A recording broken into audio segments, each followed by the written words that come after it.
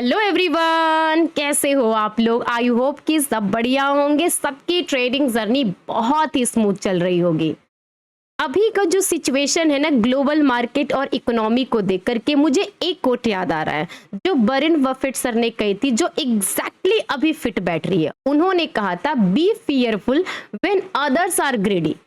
वही मैं बोल रही थी कि एग्जैक्टली ये रीजन क्या है कि हर दूसरे दिन डाउ नया हाई बना रहा है, क्रिप्टो करेंसी रोज हाई बना रहे हैं। एग्जैक्टली रीजन क्या है कि मार्केट इतना सुपर बुलिश हो रहा है।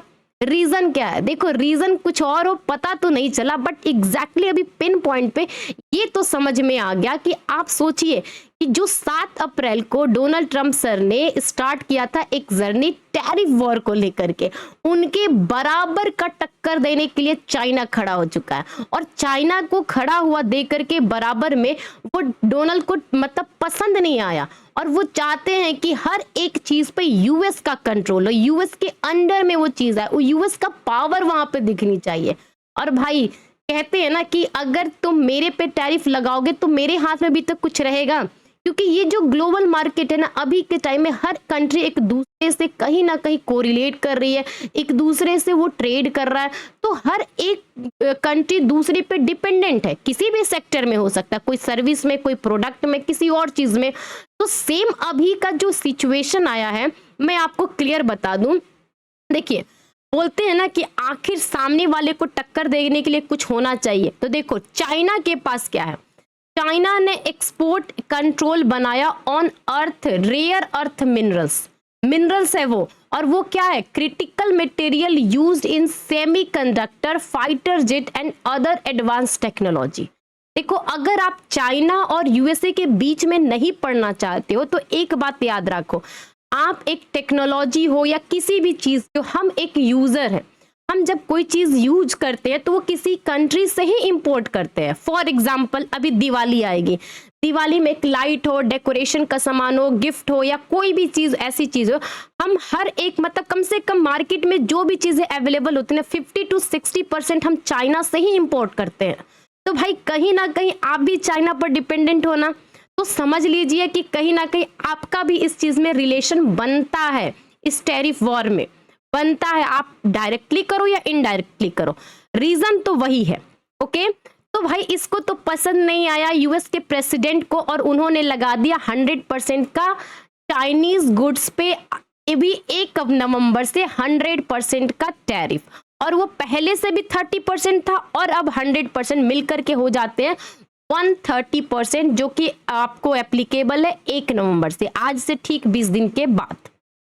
ठीक है, तो इस चक्कर में आपके हर एक ग्लोबल मार्केट, चाहे यूएस कंट्री ले लो, यूरोपियन कंट्री ले लो, क्रिप्टो ले लो, यूएस ले लो, हर जगह भाई भर भर के बिकवाली हुई है, हर भर के बिकवाली हुई है। अगर मैं गिफ्ट निफ्टी की बात करूं अपने कंट्री की, भाई चलो देखते हैं कि क्या वहां पर हो चुका है।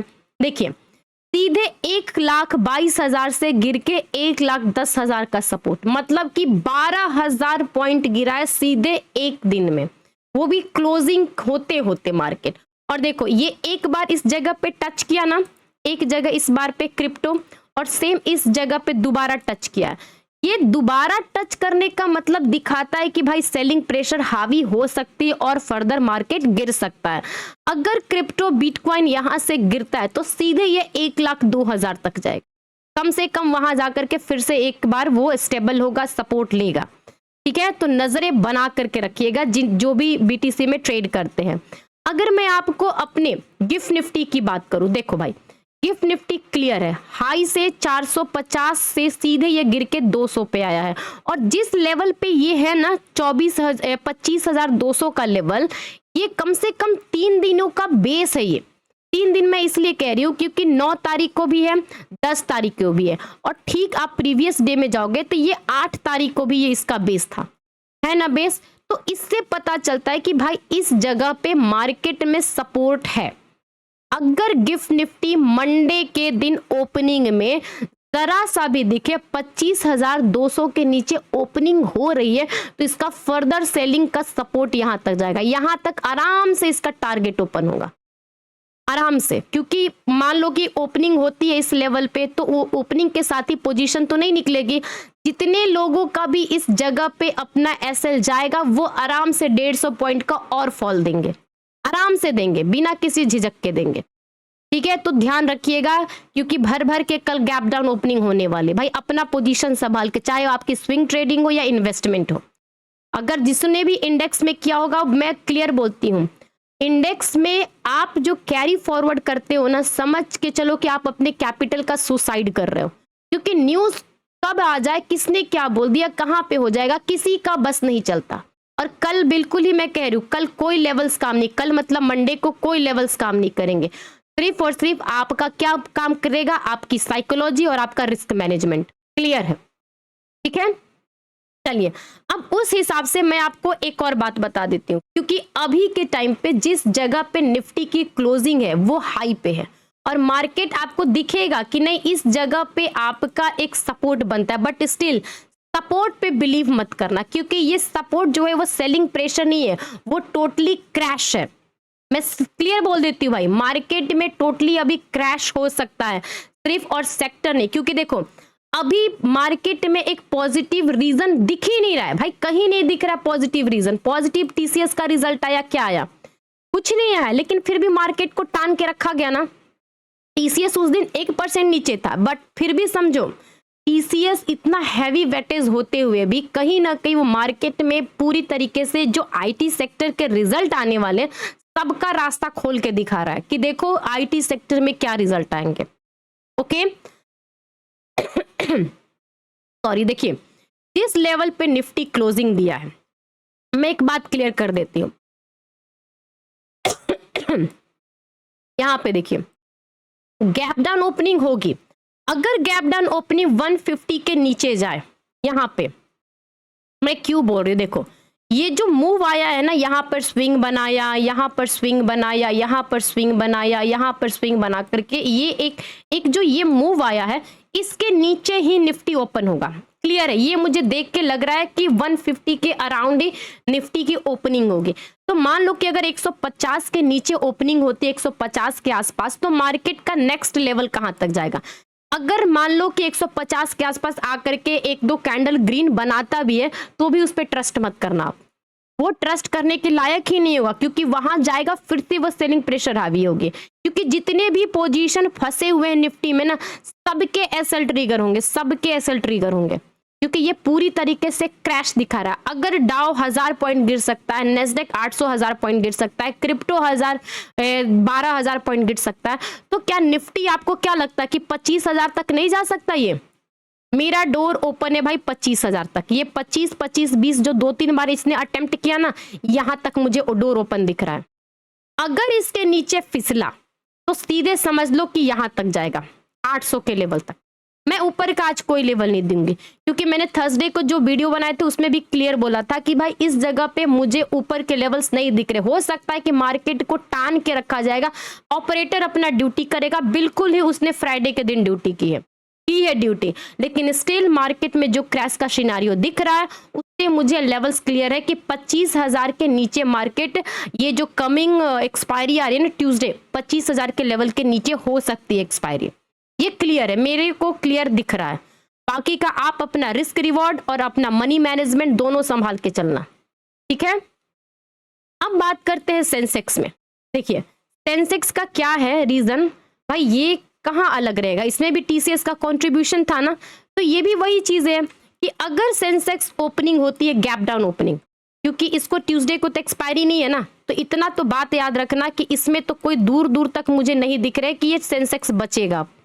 देखिए ये जो एक बॉक्स बन रहा होगा ना आपको यहाँ पे, ये देखो, ये जो मैं बॉक्स कह रही हूँ, मैं क्यों यहाँ पे बॉक्स कर रही हूँ, देखो पहले ये रेजिस्टेंस था, ठीक जगह पे रेजिस्टेंस था, अब यहाँ पे मल्टीपल टाइम सपोर्ट लिया, आपको दिख रहा है ना, मल्टीपल टाइम सपोर्ट लिया। अगर गलती से भी सेंसेक्स इसके नीचे टिकेगा, मान लो 82,960, 50 इधर के एरिया पे कहीं भी इसकी गैप डाउन ओपनिंग दिखती है, तो मेरा डोर एक बार के लिए इस लेवल पे है। देखो ये जो लेवल है ना यहाँ तक है, 81,680, 600 तक, यहां तक तो मैं क्लियर मान के चल रही हूं मंडे को यहां तक का लेवल टच होगा ही होगा। अब अगर इसके नीचे क्लोजिंग होती है मंडे के दिन या मंडे के सेकेंड हाफ में 2-2:30 बजे के आसपास, तो ये आराम से कम और यहां से 400 पॉइंट गिरेगा। ये जो एरिया है ना यहां तक जाएगा, ये यहां तक जाएगा। देखो ये आपको ऐसा लग रहा होगा ना, मैं आपको डेली टाइम फ्रेम के हिसाब से दिखाती हूँ। समझिए डेली टाइम फ्रेम पे अभी किस लेवल पे मार्केट अटका हुआ है, जरूरी है समझना, थोड़ा सा डिटेल में समझेंगे। देखिए मैंने अभी क्यों बोला आपको वहां तक जाएगा, ये आप देखो, थोड़ा सा क्लीन करो, ठीक है। देखो ये जब आज का ये वाला एरिया ना 82,950, इसके नीचे ही गैप डाउन ओपनिंग होगी, तो जब ये एरिया गैप डाउन ओपनिंग होगी तो कम से कम ये 2 दिनों का जो लेवल का सपोर्ट है यहां तक टच करेगा ना टच।